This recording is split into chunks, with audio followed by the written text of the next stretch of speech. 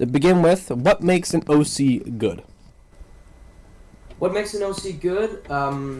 Well, it's in the name, right? It's original. It shouldn't be like a style, whatever works for you in the sense that you can play the archetype well. A character that doesn't really start with much and can be developed into a better character. Time. Gotta have a lot of depth, but it just comes down to what purpose that character is being measured on. Tasty character. How other people feel when they play with that OC. Be developed.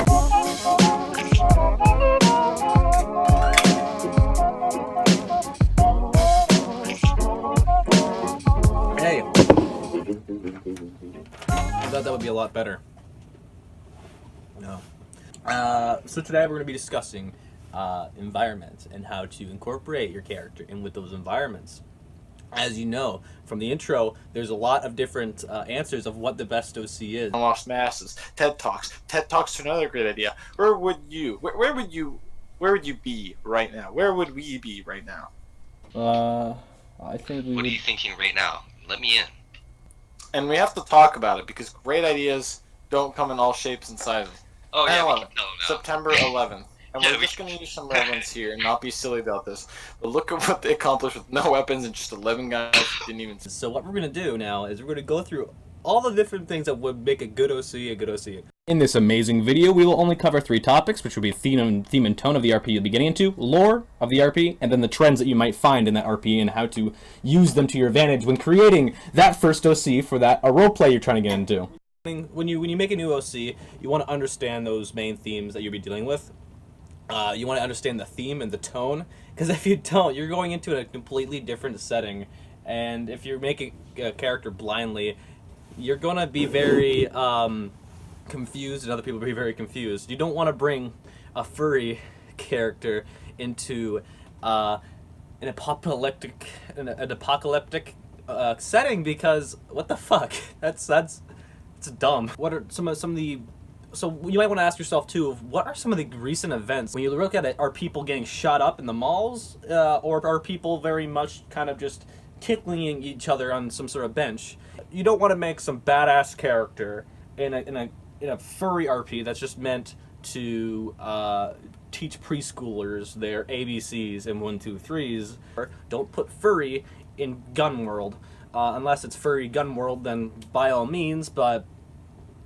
So overall, understand the setting you're getting into, because if you don't, it's gonna be fucking crazy.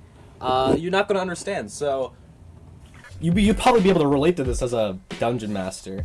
But when creating a new, when joining a new roleplay, what are some considerations that you make when creating that OC, whether that's relating to lore or those RP trends? Well, basically, what I would usually do is just do what I want. And really have no exact path on where I'm gonna go, just to figure out where I'm gonna go with the game. Okay, so you kind of give yourself a blank slate to work with. Blank. Exactly. But obviously still following guidelines, right? Well, of course, yes. Yeah. Okay. Yeah, that's good. But that's a different you one. try to just make them as bleak as possible, and then Okay. you just make it as you go. Okay. So I'll look mostly at the lore and go, hey, what's something I can do with this lore that's unique but sticks to it well enough so that it's a good OC? I think it's really bad when people try to like follow RP trends because they want to be cool or quirky, because when one like stereotype gets overdone, if it gets oversaturated, your OC is going to become less and less fun to RP with, and like I said earlier, a fun OC is a good OC. Mm-hmm. When I join, I don't do anything right away. I usually take probably more than a week to just kind of sit, watch, and you just take it ear by ear and like listen. I don't like just jumping in. I like to figure it out if it's really what I want to like put time into, because I'm very picky. I mean, a lot of the time I try to read at least like half the lore. I try to read like a good portion of the lore. Sometimes the lores are too long and they're not necessarily even really that important. I have amnesia. And it sucks sometimes when you like don't read a lore and it was actually important, or the time when you read it is actually just blowed out your ass and that you didn't need it. That, you know, you can get creative with it. Don't fray from being scared that, oh no, it's not gonna make sense, but I still want my character to be unique. Best thing about roleplay and best thing to make these characters is that you can have such a huge freedom. You can do whatever you really want, and from that you can really get creative, which is always good. Creativity is what you want to be aiming for, but you also want to make it make sense. Speaking of lore, make sure you match up the backstory of the world with your backstory. Let me explain a bit, right?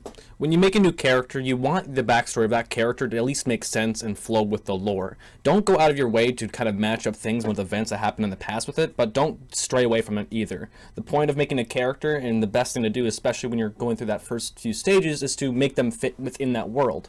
You want to make sure that you can kind of present that character in that light and try to tie in that backstory with those characters. Yes, be creative with it. Play with the lore. Don't, you follow lore, but doesn't mean that everything in the lore you have to include with your character. Maybe take some key parts, and that'll also show that the staff team you might want to start impressing, maybe start impressing the Shadow Councils. Start looking at that and say, wow, he knows his stuff. Very much all you want to do is make sure your character makes sense within that world, because if they don't, then you're kind of fucked, man. Like, lore is important. It's very much important. If you don't read the lore, it's going to be difficult for you. You're going to probably get some things that might be misconstrued. Maybe there's a certain magic system that you haven't understood fully, and you kind of make something that maybe not tie in. Yes, the character got accepted, but maybe just some mod that was high on Xanax at the time and didn't really understand what they were doing. Does the setting influence your creation of the OC?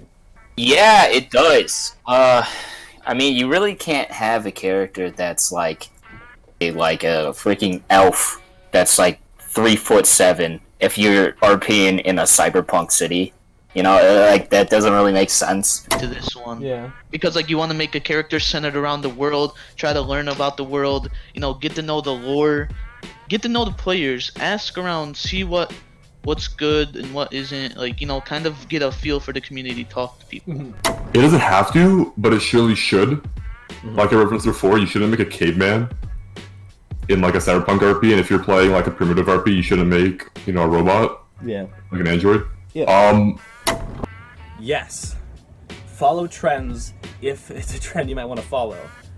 Basically, you want to make sure, and you might want to check what other people are RPing as.